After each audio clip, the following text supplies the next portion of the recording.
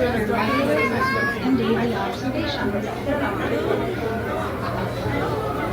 These diving birds are fed a variety of fish, krill, and other invertebrates throughout the day, similar to what they find in the ocean. We offer ear feeding sessions, allowing us to train the birds for their health care. For example, we ask them about massive scale and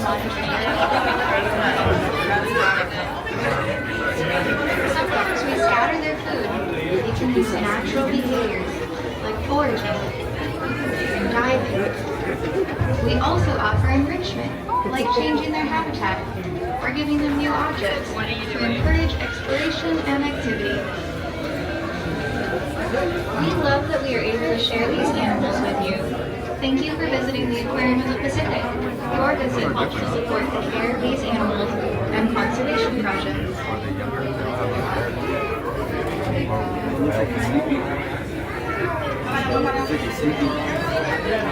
These halcids are diving birds that live along cliffsides in the northern Pacific Ocean. Here at the Aquarium of the Pacific, there are a number of halcid species in our habitat, including tufted puffins,